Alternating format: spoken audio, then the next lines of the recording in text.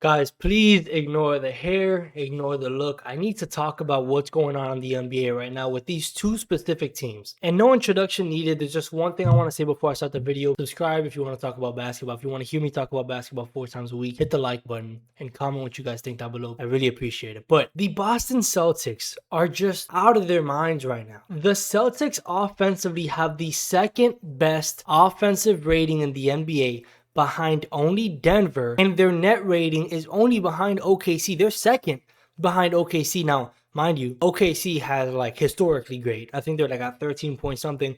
Boston's second with like 7.6 or something. But it is still insane. We're talking about a team who not only, because I think this gets skewed out of context.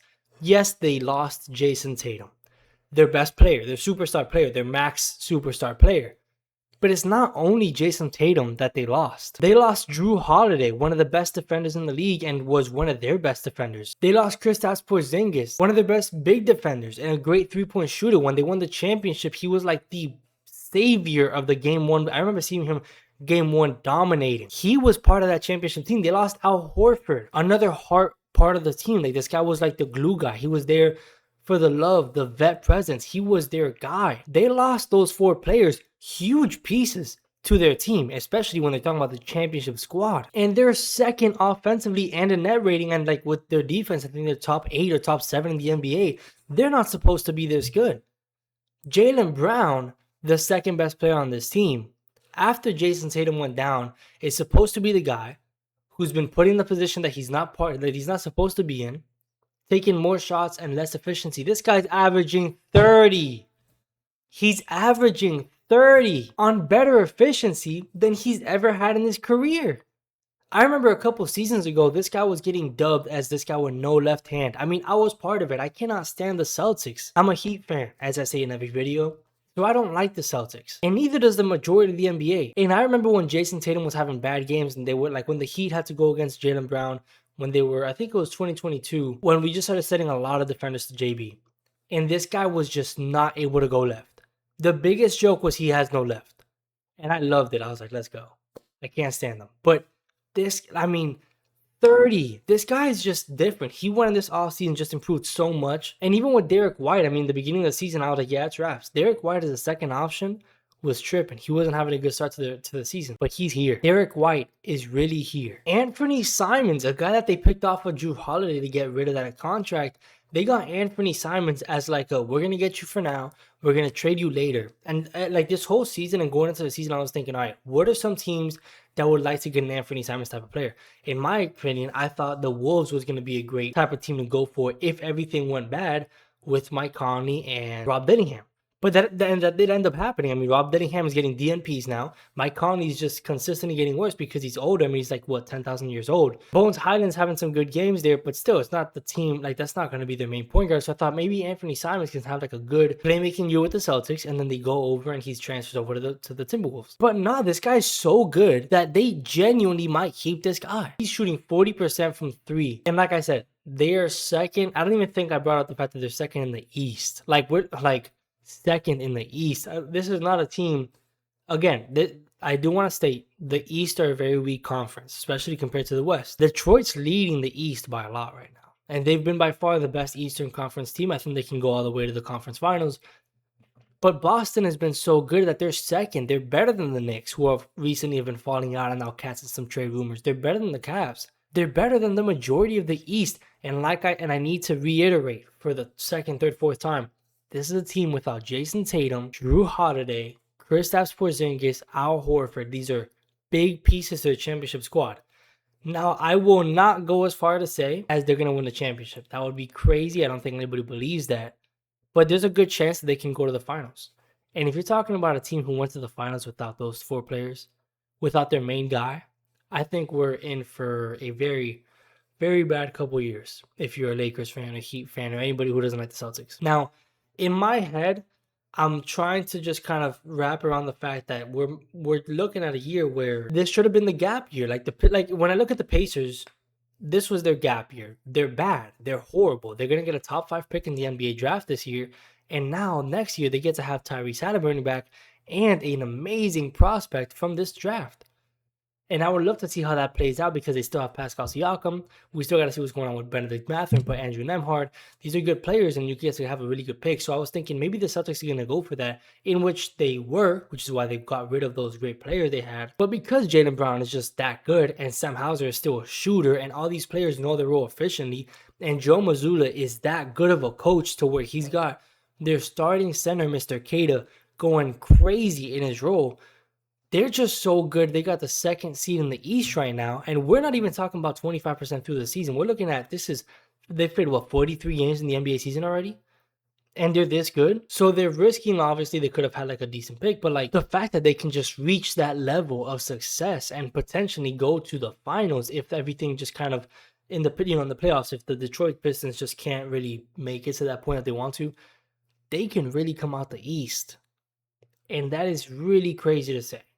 And I've been rambling about it for a little bit, but just because it's really that crazy for me to think that a team of this caliber can really be this good. We need to severely take a look at the Celtics team and think, wow, we are talking about a team that's so good right now that Celtics fans are questioning, how are we going to fit our best player into the system?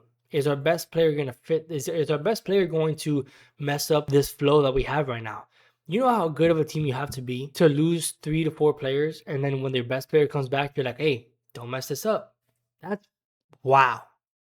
That's scary. But that's really what I had to say about the Celtics. It is really insane that they're being this good. The only other team I want to talk about was actually the Heat.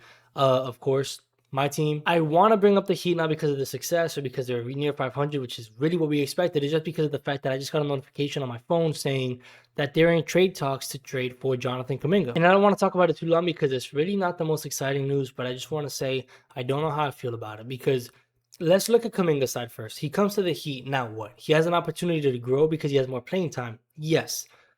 But the coach in Eric Spoelstra is not, of course, he's different than Steve Kerr, but like he's not known for developing the best young players. Of course, he got Bam and Tyler to where they are now, but let's look at how he's doing with Khalil Ware. Khalil Ware is not fully enjoying his time in the Heat, and I'm not saying he's upset, but like we've seen the comments that's been going back and forth between him and Eric Spoelstra's being harsh on him and hard on him because pressure builds diamonds, and I like that aspect of it. But the minutes that he's getting and how they're getting cut back, I can see how it's affecting Ware's mental portion when it comes to how he's feeling in the Heat. I mean, he said it recently in the quote, saying that he felt like he had more opportunity when he was getting more minutes, and he was playing better when he had more minutes because he had more time to get more stats and be more effective. And I agree.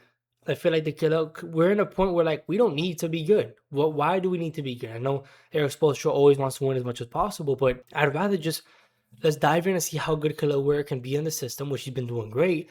And let's make sure that he can become the best player he can be. And we're not really reaching that level of Khalil Ware that I would have liked to see. And to be fair, I was never really too high on Khalil Ware. I thought he'd be like a pretty good role player that a lot of teams would want because he's tall, he can shoot, he can defend, and he's versatile. But I never saw him as like an all-star potential guy. Now, when I see some people talk about him online, I guess people really have that type of vision on him. But I just didn't see it to go that high. But if we're having that issue with Khalil Ware, how are we going to deal with Jonathan Kuminga? Let's look back a couple of years when Steve Kerr said to the media, I can give Jonathan Kuminga 30 minutes a night, but I wouldn't be teaching him to win. There was something like that he said a couple of years ago, and I agreed at the moment. Now it's gone too far where he's getting DMPs and he's not getting the minutes that he should have the past couple of seasons. And that's this kind of similar to what Eric Spoelstra is saying about Khalil Ware. And it's a little bit different, but it's something that does bring up concern as to why the Heat would want this to happen. I understand the upside of Jonathan Kuminga, but we need to make sure that if we make this trade and we make this move, that Eric Spoelstra is bought into this, and we're not going to have. I would not want to have Khalil Ware and Jonathan Kuminga have issues with our head coach. And I'm an Eric Spoelstra stan, bro. Like I'm talking like I'm always on his side. Every single time there's like an issue with the Heat, I'm always like, hey, I don't care about the player. Let's keep Eric Spoelstra because I'm a true believer in what this guy is. This guy embodies what the Miami Heat tries to represent. And for the most of the time, like I would even rather lose Khalil Ware than lose Eric Spoelstra. I'd rather lose Bam or Tyler Hero. I just really think Eric Spoelstra